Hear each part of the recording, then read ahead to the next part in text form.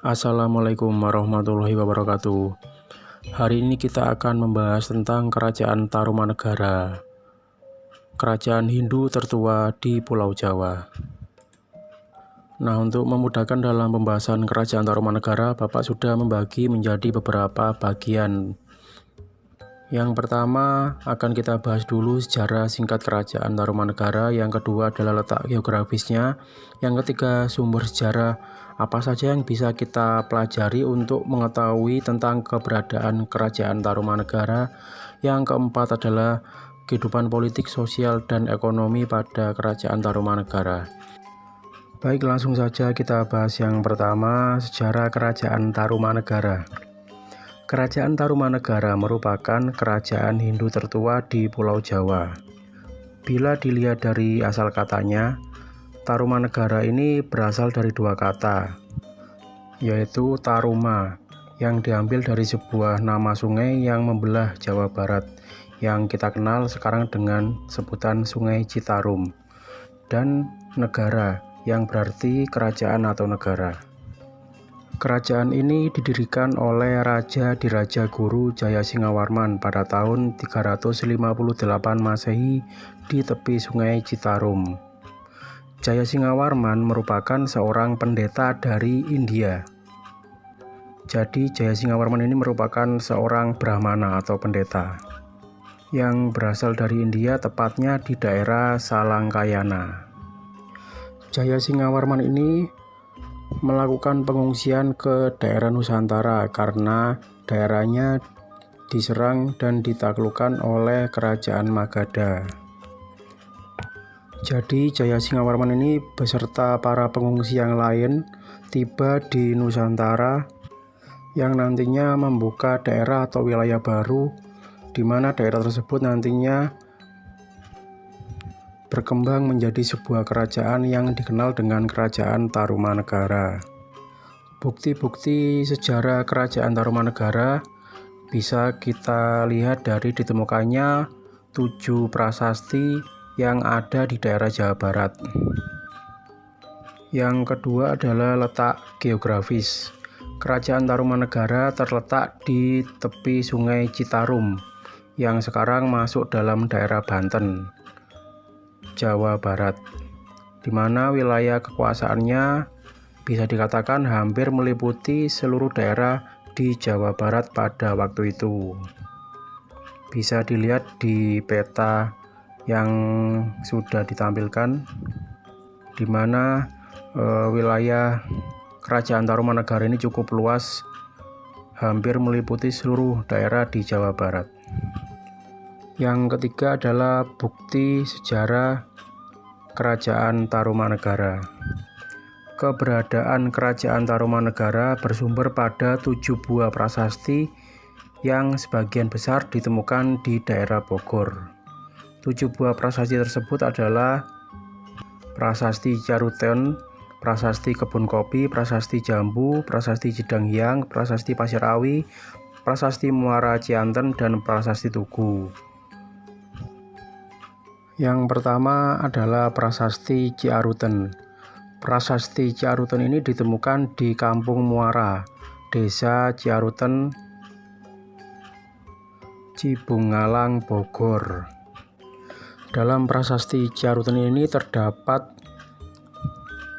sepasang tapak kaki dan terdapat tulisan dengan huruf Pallawa dan bahasa Sanskerta.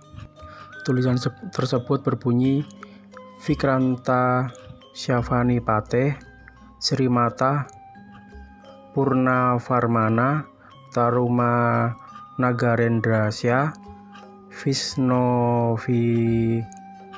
Vishnoriva Padatvayam, yang diartikan sebagai ini bekas 2 kaki yang seperti kaki Dewa Wisnu ialah kaki yang mulia Sang Purnawarman, raja di negeri Taruma yang gagah berani di dunia. Ini bekas dua kaki bisa kita artikan sebagai simbolisasi kekuasaan dan keberadaan Raja Purnawarman yang memerintah pada saat itu. Dan kalimat yang seperti kaki Dewa Wisnu itu bisa kita artikan sebagai sosok Raja Purnawarman yang diibaratkan sebagai sosok Dewa Wisnu, karena kedudukan Raja Purnawarman ini sebagai pemimpin dan pelindung rakyat, dan juga dikenal raja yang gagah berani di dunia. Penggunaan cap kaki yang ada pada prasasti Ciarutan tersebut mungkin bisa sebagai simbolisasi, atau zaman sekarang mungkin sama dengan tanda tangan. Kemudian tidak jauh dari penemuan lokasi prasasti Ciarutan ditemukan juga prasasti kebun kopi, di mana prasasti kebun kopi ini ditemukan di perkebunan kopi di daerah Bogor, tepatnya di desa Ciarutan. Disebut sebagai prasasti kebun kopi karena lokasi penemuan prasasti tersebut berada di perkebunan kopi. Pada prasasti ini terdapat tulisan dengan huruf Pallawa dan dengan bahasa Sanskerta yang isinya adalah Jaya Vishalasya Tarumendresya Hastina Airwaitabhasya Vibatidam Vadat-vayam, yang artinya di sini nampak sepasang kaki gajah yang seperti Airawata, gajah penguasa Taruma yang agung dan bijaksana. Airawata sendiri ini merupakan nama seekor gajah tunggangannya Dewa Indra, yaitu Dewa Cuaca. Jadi dalam prasasti kebun kopi ini di mana terdapat cap kaki gajah yang diibaratkan sebagai gajah Airawata. Kalau kita artikan, prasasti kebun kopi ini menjelaskan tentang kebesaran Kerajaan Tarumanegara dan kehebatan Kerajaan Tarumanegara yang diibaratkan sebagai gajah Airawata. Kemudian ada juga prasasti jambu yang ditemukan di perkebunan jambu di desa Parakan Muncang, Kecamatan Nanggung, Bogor. Dalam prasasti ini bertuliskan dua baris aksara Pallawa dan dengan bahasa Sanskerta, yang artinya gagah, mengagumkan, dan jujur terhadap tugasnya, ialah pemimpin manusia yang tiada taranya, Sri Purnawarman, yang sekali waktu memerintah di Taruma, dan baju zirahnya yang terkenal tidak dapat ditembus senjata musuh. Ini adalah sepasang telapak kakinya yang senantiasa menggempur kota-kota musuh. Pada prasasti ini juga terdapat pahatan gambar sepasang telapak kaki yang digoreskan pada bagian atas tulisan, di mana telapak kaki tersebut diibaratkan sebagai telapak kaki Raja Purnawarman, yang digambarkan sebagai raja yang hebat tiada taranya. Kemudian ada prasasti Cidanghyang. Prasasti ini ditemukan di tepi sungai Cidanghyang, Desa Lebak, Munjul, Banten Selatan. Pada prasasti Cidanghyang ini terdapat tulisan dengan huruf Pallawa dan dengan bahasa Sanskerta, di mana isinya itu memuji kebesaran dan keagungan Raja Purnawarman, di mana isinya diartikan sebagai berikut. Inilah tanda keperwiraan, keagungan, dan keberanian yang sesungguhnya dari Raja Dunia, yang mulia Purnawarman, yang menjadi panji sekalian raja-raja. Selanjutnya ada prasasti Pasir Awi, di mana prasasti Pasir Awi ini ditemukan di lereng selatan Bukit Pasir Awi, di kawasan perbukitan Desa Sukamakmur, Bogor. Tapi sayangnya isi prasasti pada Pasirawi ini belum bisa diartikan dan belum bisa diterjemahkan oleh para ahli. Wah, sayang sekali ya.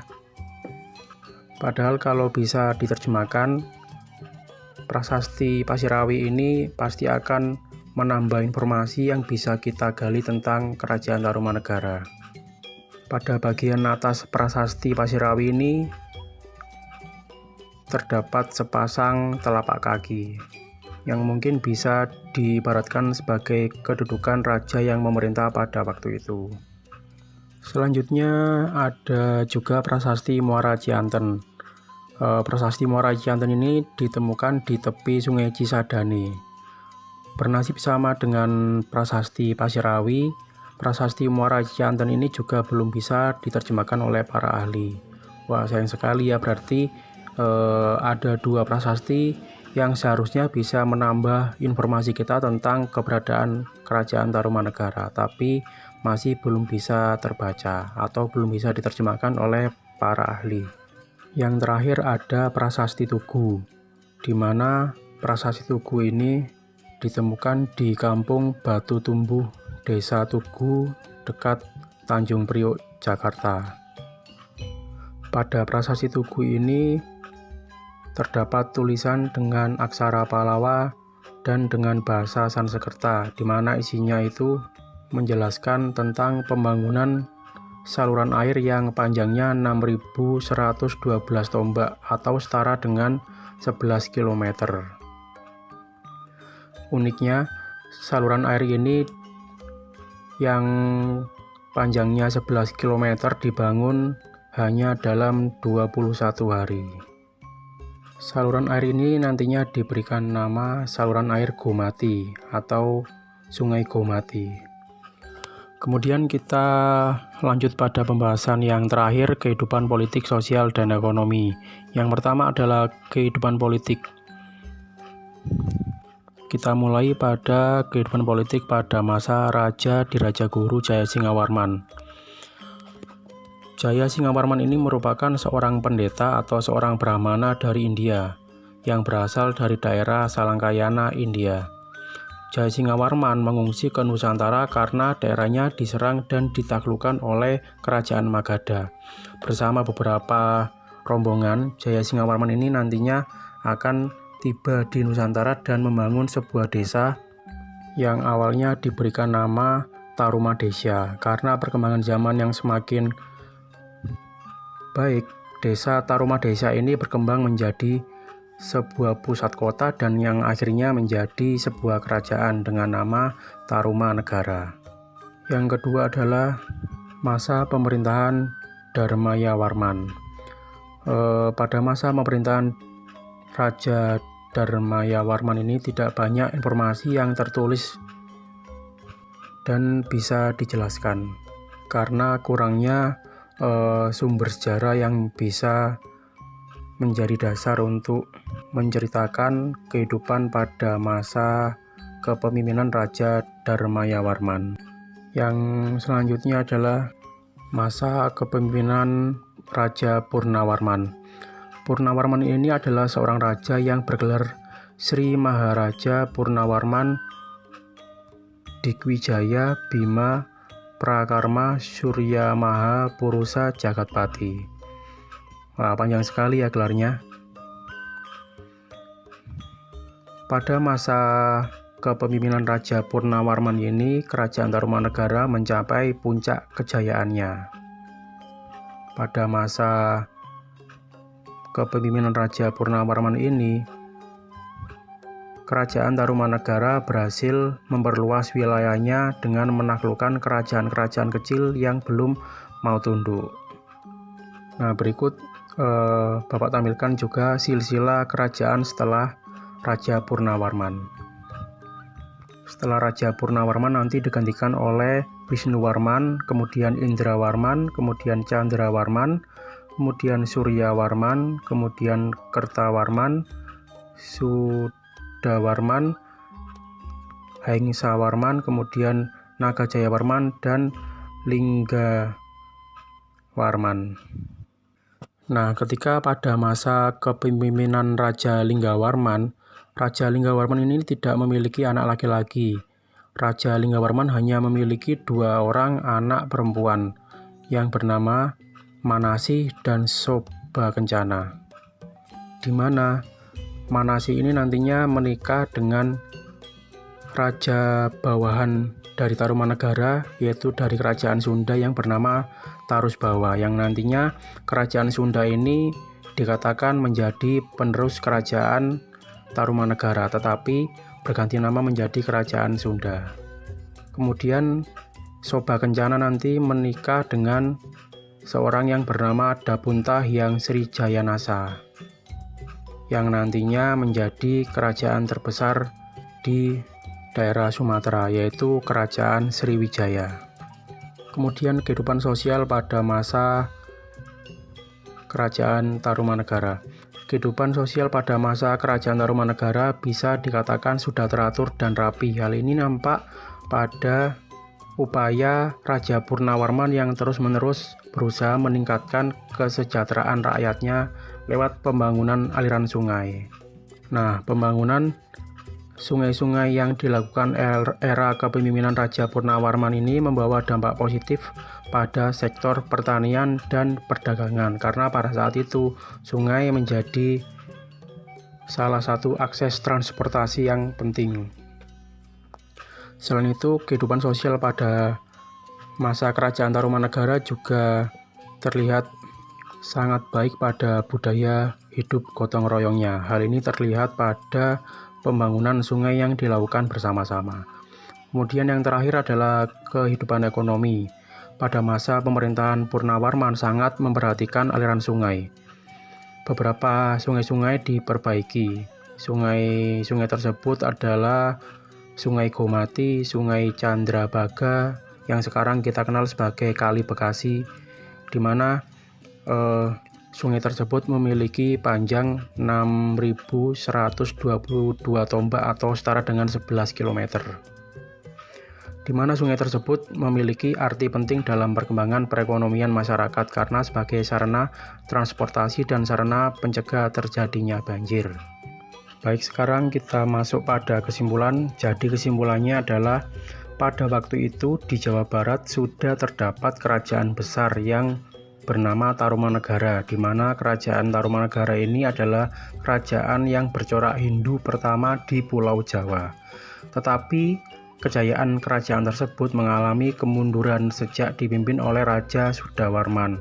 Salah satu faktornya adalah kebijakan otonomi daerah, di mana kerajaan-kerajaan kecil bawahan dari kerajaan Tarumanegara diperintahkan mengurusi daerahnya masing-masing, tetapi tanpa adanya kepengawasan yang baik. Akibatnya, kerajaan-kerajaan bawahan merasa tidak terlindungi dan tidak diawasi.